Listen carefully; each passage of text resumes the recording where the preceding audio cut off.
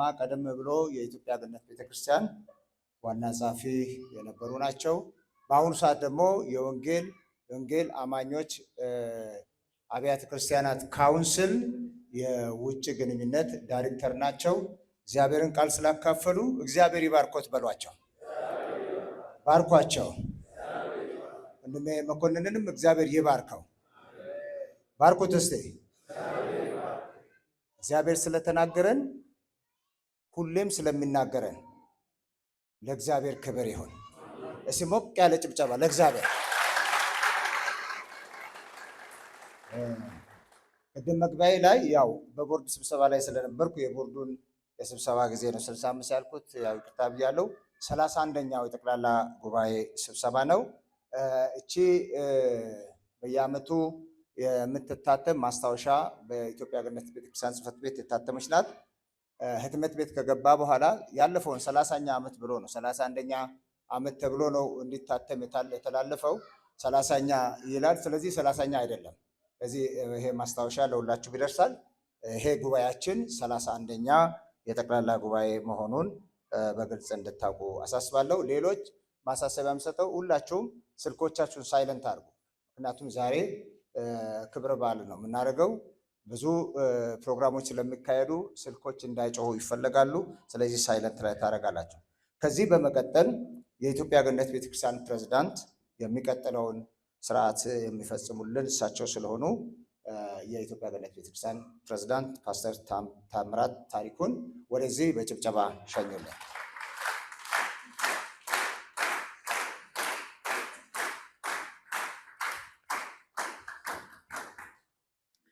ሁላችሁንም በጌታ በኢየሱስ ስም ሰላም እላችኋለሁ።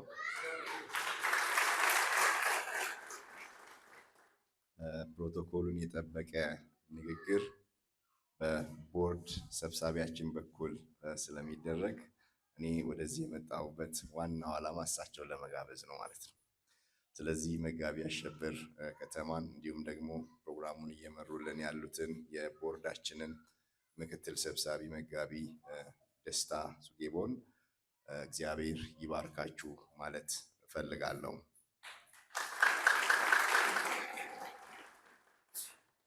እጅግ በጣም ደስ ብሎኛል። ምክንያቱ ደግሞ እንግዶቻችን በሰላም ወደ ጅማ ስለገባችሁ ክብር ሁሉ ለእግዚአብሔር ይሁን።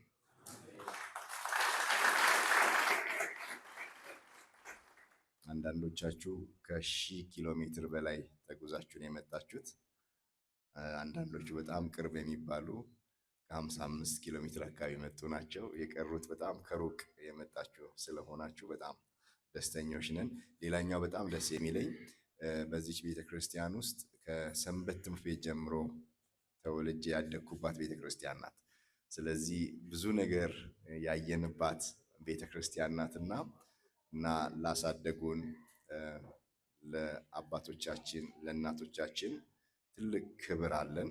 ከዚያም ባሻገር ደግሞ እቺ ቤተክርስቲያን ስትተከል ትልቅ አስተዋጽኦ ያደረጉ ይህንን ቸርች እስከ መገንባት ድረስ ትላልቅ ስራዎችን የሰሩ በጣም የተወደዱ ሚስዮናውያናችን የሆኑት ስማቸውን አሁን አልጠራም። እሳቸው ግን ያው አማርኛ ስለሚሰሙ መደበቅ አልችልም ማለት ነው እና ሄኪ በመካከላችን አሉ። እሳቸውም በመገኘታቸው እጅግ በጣም ደስ ብሎናል። ስለዚህ እና ሌሎች እንግዶቻችንን በተመለከተ ፎርማል ንግግር ስላለ ከዚህ በኋላ የፕሮግራማችንን መክፈቻ ንግግር እንዲያደርጉ የቤተ እምነታችን የቦርድ ሰብሳቢ የሆኑትን ወንድማችን አንካራ አርቃን በክብር ወደዚህ እንድትሸኙልኝ እጠይቃለሁ።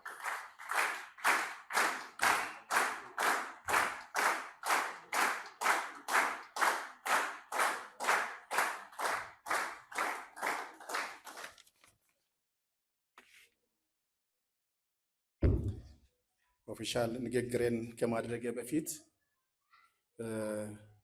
ከብዙ ኪሎ ሜትር ርቀት ከ28 ማክሰኞ ጀምሮ ብዙ ወገኖቻችን ወደዚህ እየመጡ ነበርና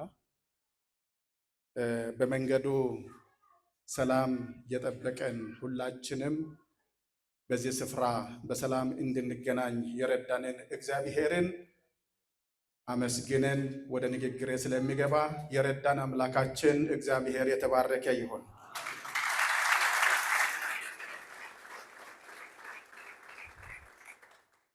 ያው ምንም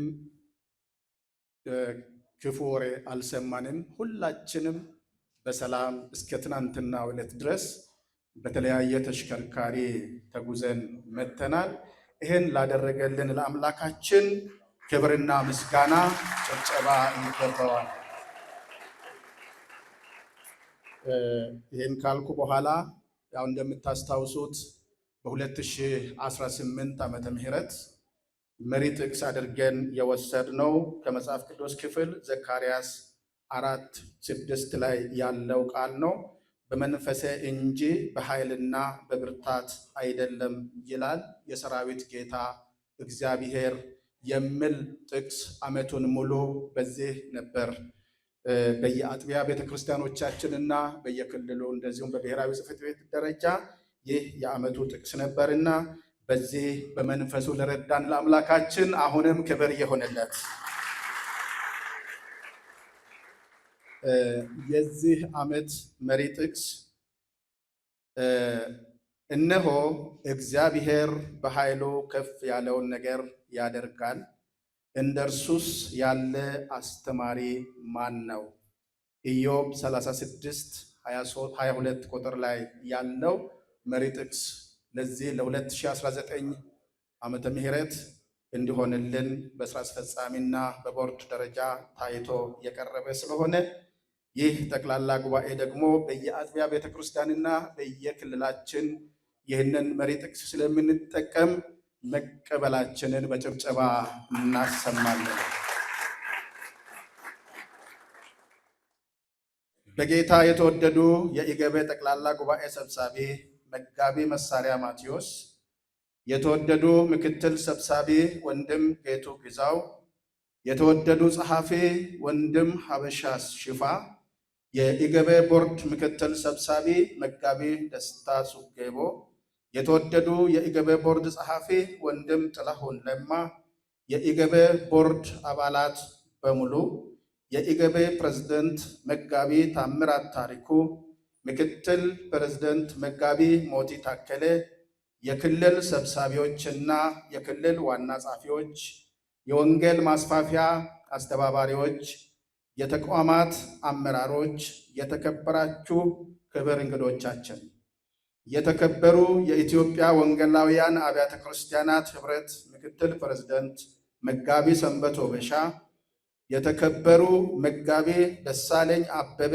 የመሠረተ ክርስቶስ ቤተ ክርስቲያን ፕሬዝደንት፣ የተከበሩ መጋቢ ታሪኩ ብርሃኑ የኢትዮጵያ ሕይወት ብርሃን ቤተ ክርስቲያን ፕሬዝደንት፣ የተከበሩ መጋቢ ታረቀኝ ኡመታ የኢትዮጵያ ሙሉ ወንጌል አማኞች ቤተ ክርስቲያን የወንጌል ተልእኮና እረኝነት ዳይሬክተር፣ የተከበሩ ቄስ አንበሱ ቶላ የናዝራን ቤተ ክርስቲያን ፕሬዝደንት፣ የተከበሩ የግሎባል ዲሳይፕልሺፕ ኢትዮጵያ ፋሲሊቴተር መጋቢ እስክንድር ስዩም፣ የተከበራችሁ ጥሪ የተደረገላችሁ የቀድሞ ፕሬዝደንቶች፣ ዋና ጸሐፊዎች፣ አባቶች እና እናቶች፣ የተከበራችሁ የ31ኛ ጠቅላላ ጉባኤ ተሳታፊዎች፣ ከሀገር ውጭ ለዚህ ጉባኤ ተካፋይነት የመጡ የተከበሩ ሚስዮናውያኖችን፣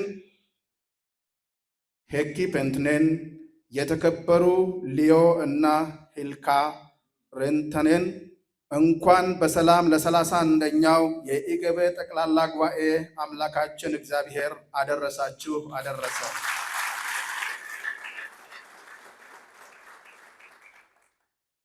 የኢትዮጵያ ገነት ቤተ ክርስቲያን ጠቅላላ ጉባኤ ቤተ እምነታችን ከተመሰረተችበት ጊዜ ጀምሮ በጅማ ከተማ ለማካሄድ ከ75 ዓመት በኋላ በጅማ ከተማ ለማድረግ እድሉን ስላገኘን እና ጉባኤውን ለማስተናገድ ክልላችን በሙሉ ደስታ ስለተቀበለን እጅግ በጣም አመሰግናለሁ። በዚህ የጠቅላላ ጉባኤ ስብሰባችን የሥራ ክንውንና የፋይናንስ ሪፖርቶችን እንዲሁም ገለልተኛ በሆነ አካል የኦዲት ሪፖርት የሚቀርብ ይሆናል። እጅግ በሚያበረታታ መንገድ ክልሎቻችን የስራ ክንውን እና የፋይናንስ ክንውንን ሪፖርቶችን ለብሔራዊ ቢሮ በወቅቱ በማድረሳቸው ሊመሰገኑ ይገባል።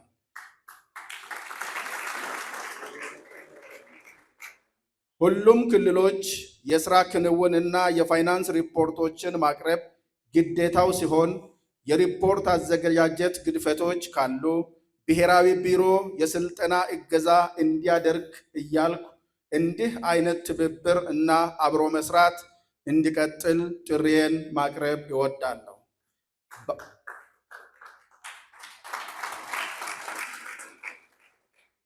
በየአራት ነጥቡ ስታጨበጭቡ እንዳይደክማችሁም ማጨብጨቡ ጥሩ ነው፣ ሞራል መስጠት ጥሩ ስለሆነ፣ ነገር ግን በአንድ ልብ ሲሆን ጥሩ ነውና አንድ ጊዜ ስታጨብጭቡ ሁላችሁም። ጭብጨባ ሲሰጥ ደግሞ ሞቅ ያለ መሆን ስላለበት ነውና የተለያየ ስለሆነብኝ ነው መሀል ላይ ቆም ያልኩት። ጌታ ይባርካችሁ።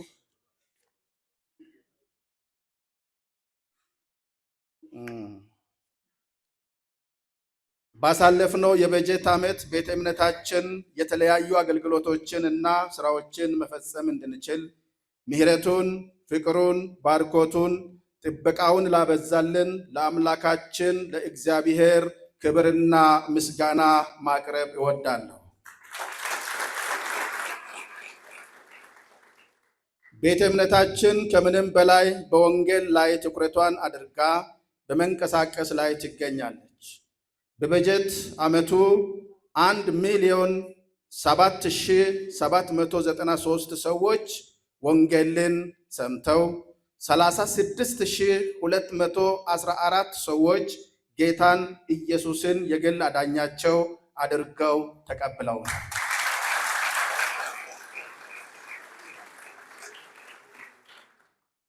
እንግዲህ ይሄ የህይወት ጉዳይ ስለሆነ ማጨብጨብ ካስፈለገም እዚህ ላይ ስለሆነ ኃይላችሁንም ብትጨርሱ ብታጨበጭቡ ደስ ይለናል።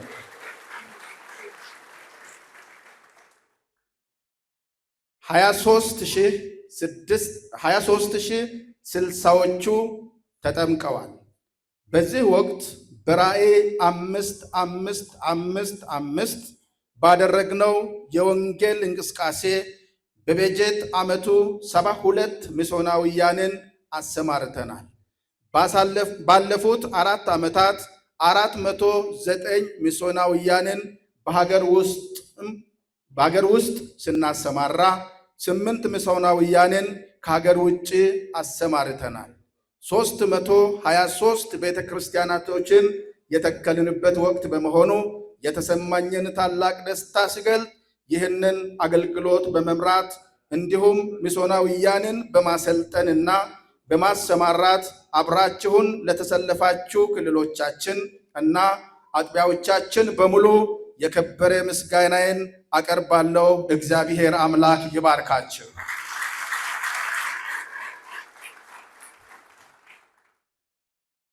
በስራ አፈጻጸም እና በፋይናንስ ከዚህ በፊት ከነበሩት ዓመታት በተሻለ ሁኔታ አፈጻጸም የታየበት ነው።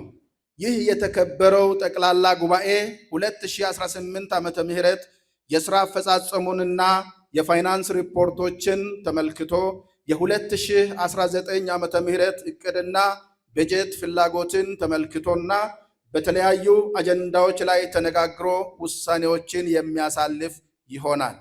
ኢትዮጵያ እየመከረች ባለችበት በዚህ ወቅት የእግዚአብሔር መልካም ፈቃድ በምድሪቱ ይፈጸም ዘንድ በዚህ ጉባኤ ጸሎት ይደረጋል።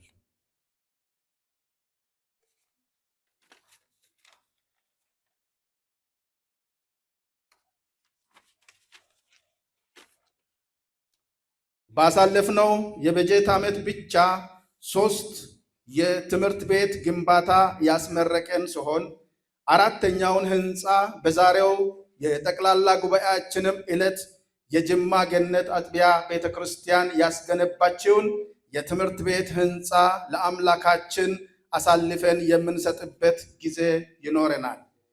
ይህንም የግንባታ ወጪውን ሙሉ በሙሉ የሸፈኑትን አጋራችን አቶ ሊዮን እና ወይዘሮ ሂላሪን እጅግ በጣም አመሰግናለሁ። እናጨበጭባለን። የወንጌሉን ስራችንን በማቀጣጠል ከሀገር ውጭ 6 ቤተ ክርስቲያን መትከል ተችሏል። በደቡብ ሱዳን ጉብኝት የተደረገ ሲሆን በዚህ ያለችው ቤተ ክርስቲያን ሕጋዊ ዕውቅና አግኝታ የወንጌሉን ሥራ በማከናወን ላይ እንደምትገኝ ማረጋገጥ ችለናል። በዚህም በያዝነው ዓመት አንድ ቤተሰብ ወደ ዛምቢያ ለመላክ ቅድመ ዝግጅታችንን በማጠናቀቅ ላይ እንገኛለን። በአዲስ አበባና አካባቢው ከ75 ዓመት በኋላ ለስርዓተ አምልኮ ማስፈጸሚያ የሚሆኑ 4 መሬቶች ተፈቅዶልናል። ለዚህም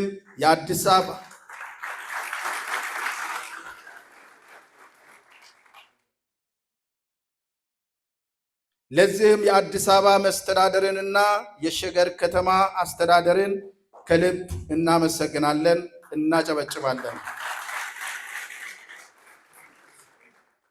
ኢትዮጵያ ገነት ቤተ ክርስቲያን የተጠራችለትን ጥሪ በአግባቡ በመፈጸም ላይ ነች።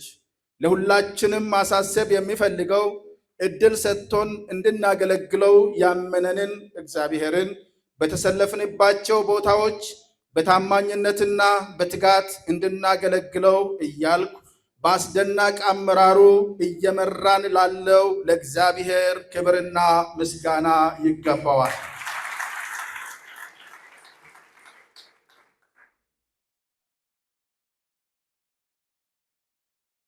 በሰሜኑ የሀገራችን ክፍል የተደቀነው የሰላም እጦትና መቃቃሮች በሰላማዊ መንገድ መፈታት ይችል ዘንድ በየክልላችን እና አጥቢያዎቻችን ብርቱ ጸሎት ይደረግ ዘንድ ጥሬን አቀርባለሁ። ቀጣዩ የበጀት ዓመት በጌታ መንፈስ የምንመራበት እንዲሆን እያልኩ ይህ የ31ኛ የኢገበ ጠቅላላ ጉባኤ ያለፈውን የ2018 ዓመተ ምህረት የሥራ ሂደትን እና ሌሎች ክንውኖችን የሚገመግምበትና የሥራና የፋይናንስ ሪፖርቶች ሰምቶ በመወያየት ውሳኔዎችን የሚያስተላልፍ ሲሆን በተለያዩ አጀንዳዎችም ላይ የሚወያይ ይሆናል። በቀሪው ዘመናችን ኅብረታችንን በድምቀት በእግዚአብሔር ቃል እውነት ላይ በመመስረት የታላቁን ተልእኮ እንድናሳካና የታላቁን ትእዛዝ እንድንፈጽም ጥሪዬን እያቀረብኩ ይህ 31ኛው ጠቅላላ ጉባኤ ስብሰባችን በኦፊሴሉ መከፈቱን በታላቅ ደስታ አበስራለሁ። እግዚአብሔር ይባርክልኝ።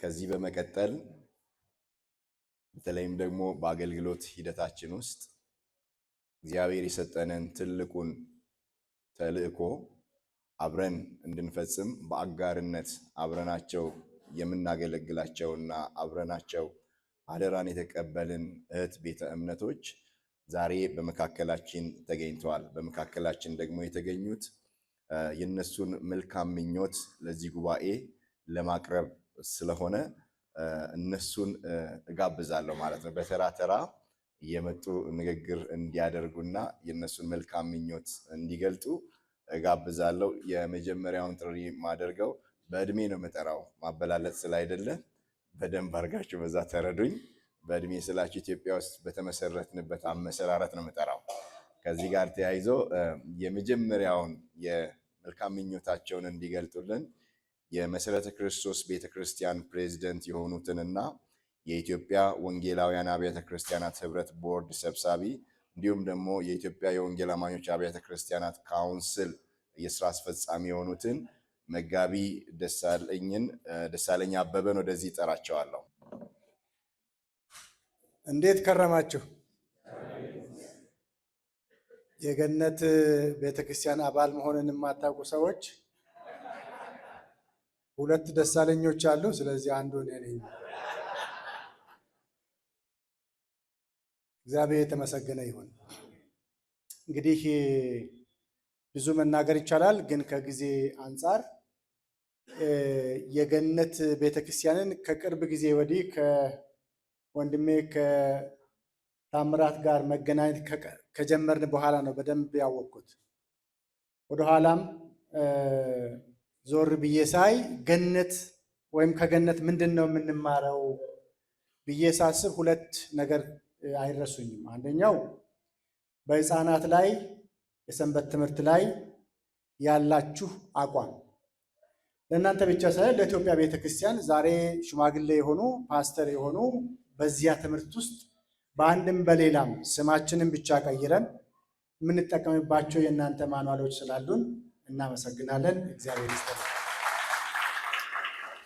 ሌላው ገነት ቤተክርስቲያን የምናውቀው ዝም ብሎ የሚጮህ ዝም ብሎ የሚሰራ የት እንዳለ የማይታወቅ ችግሮች ሊኖራችሁ ይችላሉ። እኛ ጠባችሁን አልሰማንም። ሁሉን ነገር ቤት ውስጥ የምትጨርሱ ይሁኝ ይሁኝ የማትሉ ስለሆናችሁ ትህትናን በተግባር ስላሳያችሁን እጅግ አድርገን እናመሰግናለን። ለእናንተ ብዙ ላይ ይሰማ ይችላል። መጎነታተሎች ሊኖሩ ይችላሉ። ግን ውሰደው፣ ሂድ፣ እከተልሃለሁ የሚል አይነት ቤተክርስቲያን ስለሆናችሁ ከእናንተ የምንማረው ነገር ብዙ ነው። እንግዲህ አንድ ፈተና ፈተኛችሁ ልውረድ። አምስት ስትሉ ሰምቻለሁ አይደል? 5 ጣት አላችሁ። በሳምንት ውስጥ 5 ቀን አለ እና ገነትን ከ5 ጋር ምን አገናኘው የሚል እኔም በሎጓችሁ ላይ 5 አድርጌ 5ኛውን ዓመት ገና ስላልጨረሳችሁ 4 5ቶች ናቸው። ስለዚህ አንዱን 5 በሰሜን በኩል ያለውን 5 ስል እናንተ የተስማማችሁትን ትነግሩኛላችሁ ማለት ነው። አንደኛው 5 ምንድን ነው? በአንድ ላይ በሎ 1 2 3። ሁለተኛው 5 ዓመቱን ተውጣው። ሌላ 500 ሚሽነሪዎችን ሌላ 5 እንደገና እንደግመዋለን። የመጀመሪያው 5 ምንድን ነው?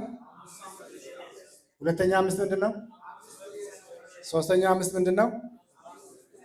አራተኛው 5 ምንድን ነው?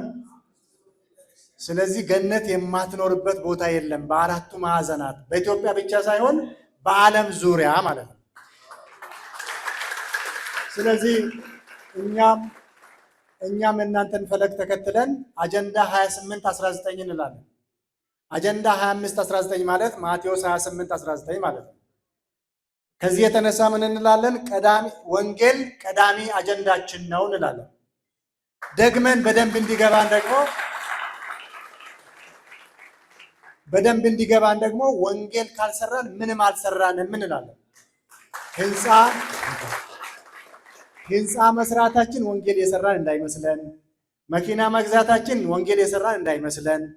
ስለዚህ ወንጌል ካልሰራን ምንም አልሰራንም ስለምንል ዞሮ ደግሞ ሁላችንም ገነት መሆናችን ስለማይቀር ገነት እንድንሆን ካልፈለጋችሁ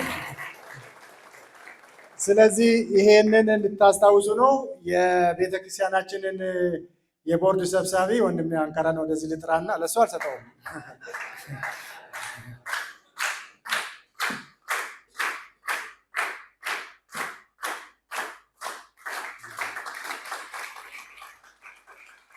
ተባረኩ። መልካም ጉባኤ ይሆንላችሁ። እኛም በሚቀጥለው ሳምንት እናደርጋለን። ሁላችሁንም ጋብዘናል። ተባረኩ።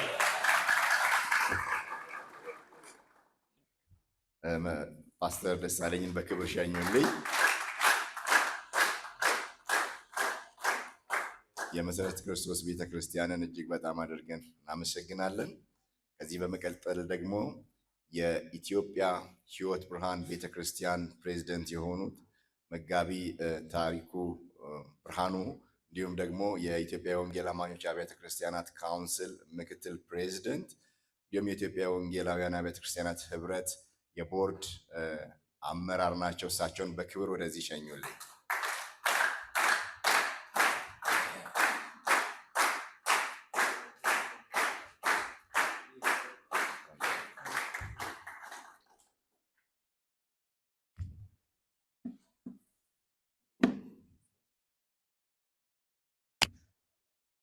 እግዚአብሔር አምላካችንን እጅግ አድርገን እናመሰግናለን። የኢትዮጵያ ገነት ቤተክርስቲያን እንኳን 31ኛ ጠቅላላ ጉባኤ ጌታ በሰላም አደረሳችሁ አደረሰን። ከእግዚአብሔር ቃል አንድ ስፍራ አነብና ትንሽ ነገር ተናግሬ እወዳለሁ። ትንቢተ ኤርምያስ ምዕራፍ 20 ላይ ቁጥር 10 ትንቢተ ኤርምያስ ምዕራፍ 20 ቁጥር 10 ላይ የብዙ ሰዎችን ስድብ ሰምቻለሁ፣ ማስፈራራትም ከቦኛል።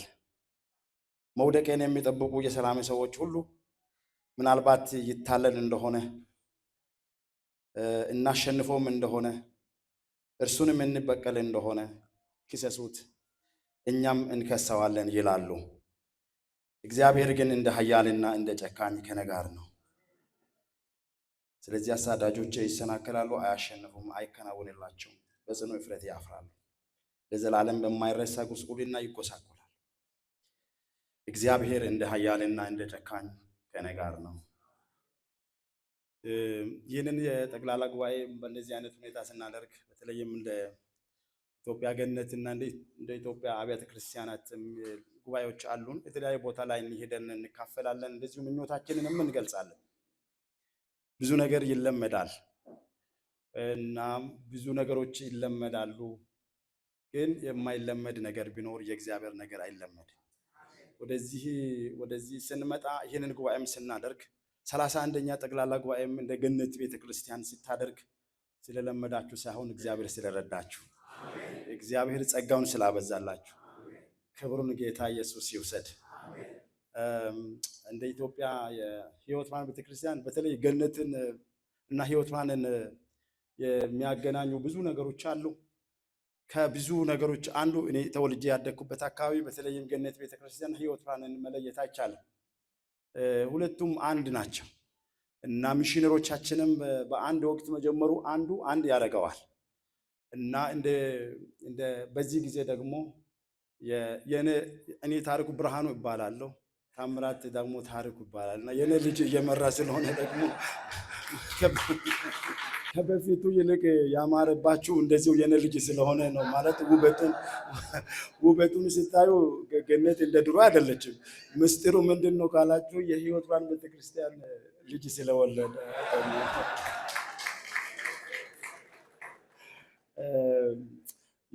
በተለይም በእውነት የእግዚአብሔርን ቃል ዛሬ እንደሰማ ነው እንደገና እግዚአብሔር ሪቫይቫል እንዲያመጣ የምንመኝበት መልእክት እግዚአብሔር ተናግሮናል።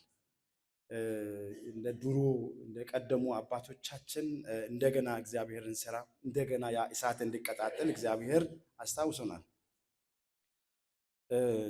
እንደ እቅዳችሁ እግዚአብሔር ደግሞ ሲያሳካላችሁም አይተናል። ከገነት ቸርች ከሕይወት ብርሃን ቤተክርስቲያን ጋር እኔ ከልጅነታችን ከሰንደይ ስኩል ጀምሮ ጠዋት ገነት ቸርች ገብተን ከሆነ ከሰዓት ሕይወት ብርሃን እየገባን አንድ ሆነን ያደግንበት ቢሆንም እንኳን ድሮ ይህ ግንኙነት አሁን በተለይም በዚህ ከቅርብ ጊዜ ወዲህ አሁን ያሉ አመራሮች፣ ፕሬዝዳንቶች ከነ በፊትም የነበረው ወንድማችን ፓስተር ሰንበ ጊዜ ጀምሮ ጠንካራ ግንኙነት ከመሪዎች ጋር በዚሁ ጉባኤያችሁ ላይ መተን ንግግር እያደረግን ምኞታችንን እየገለጽን አለን። ነገር ግን እግዚአብሔር በጣም ይህንን ግንኙነት የጀመረው አሁን ባለው አመራር አይደለም፣ ድሮም የነበሩ አባቶቻችን ጋር የተጀመረ ግንኙነት ነው። ከዚህ በኋላም ደግሞ ይሄ ግንኙነት ይቀጥላል። በዚች ምድር ላይ ስንኖር ጥቂት ጊዜ ነው የተለያየ ቤተ እምነት ላይ የምንሆነውና ቀጣይ እግዚአብሔር በወድና ቢፈቅድ እግዚአብሔር የአንድነትን ከበፊቱ ይልቅ የሚያጠናክርበት ይሆናል ብለን ተስፋ እናደርጋለን። ምክንያቱም ብቸኝነት ጨለማ ነው። ብቸኝነት ያስፈራል። ብቸኝነት ፈሪ ያደርጋል። ህብረት ግን ጠንካራ ያደርጋል። ከጎናችሁ በኢትዮጵያ ሕይወት ብርሃን ቤተክርስቲያን ስም መናገር የሚፈልገው እንደ ኢትዮጵያ ሕይወት ብርሃን ቤተክርስቲያን በገነት ቤተክርስቲያን በምታደርገው ማንኛውም መልካም ነገር ላይ ከጎናችሁ ነን። ሁል ጊዜም በጸሎታችን፣ ሁል ጊዜም በፍቅራችን በጣም አሁን ያለው ወንድማችን ፓስተር ታሜ በጣም ከሚገርመኝ ነገሮች ቅድም ፓስተር ደሳለኝ እንዳለው ከብዙ የምትማሩት ነገር አለ። አንዳንድ መልካም ነገር ሰው ሲያገኝ ለራሱ ብቻ የሚያስብበት ሁኔታዎች ይፈጠራል። አንዳንድ ጊዜ የውጭ ግንኙነቶችና በሀገር ውስጥ ያሉ መልካም ነገሮች ሲገኙ ይህት ቤተ እምነት ከኛ ጋር እንዲሰሩ ብሎ ከሚያስቡ ቤተክርስቲያን ውስጥ አንዷ ገነት ቤተክርስቲያን ናት። አንድ ነገር ለምሳሌ ዛሬ በጅማ ላይ የምናስመርቀው ትምህርት ቤት አለ። እናስመርቅ ይሁን ብቻ ድንጋይ እናስቀምጠውና አላውቅም፣ ግን ማስመረቅ ነው። ይሄንን ምን የሚያደርግ ይመስላችኋል? በኋላ ለህይወት ብርሃንም ይሰራ የሚል ይመስለኛል። ታምር ይሄ ከልምዶ የተማርኩት እንጂ ከጅማ አይደለም። እና መልካም ነገር ሁሉ ጊዜ ሲያገኝ ፓርትነሮቻችንም ህይወት ብርሃን የት ናት ብሎ የሚመጡ ሁሉ ይመስለኛል። እና ይሄ የምር ነው፣ እውነት ከልብ ነው የምላችሁ። እንደው ዝም ብሎ አይደለም። ይሄ ጅማ ላይ የተደረገው ነገር ብቻ አይደለም፣ ከጅማ ውጭም የሚደረግ አሜሪካ ይሁን የትም ቦታ ላይ ጥሩ ነገር ሲያገኝ ፓስተር ታምራት ለህይወት ብርሃንም ይላል፣ ለገነትም ለእመኬስ ይላል። ይሄ እንደዚህ አይነት ሰፊ ልብ ያለውን ወንድም ጌታ ሰጥቶናል። ያ ማለት ፓስተር ታምራት አይደለም፣ ገነት ቸርች ያሳደገችው በገነት ህይወት ቤተክርስቲያን ውስጥ ያደጉት ያስተማሩን ትምህርት ስለሆነ እኛም ከገነት ቸርች ጋር በሚደረገው ማንኛውም ነገር ላይ ዛሬም ይሁን ነገም ከጎናችሁ ነን። ይህ የምታደርጉት ጠቅላላ ጉባኤ 31ኛ ጠቅላላ ጉባኤ የተባረከ ትልልቅ ውሳኔ የምትወስኑበት የእግዚአብሔርን ሐሳብ የምትነጋገሩበት እንዲሆንላችሁ እንመኛለን። ጌታ በወድና በፈቅድ በሚቀጥለው 32ኛ ጠቅላላ ጉባኤ ላይ እንገናኛለን። እግዚአብሔር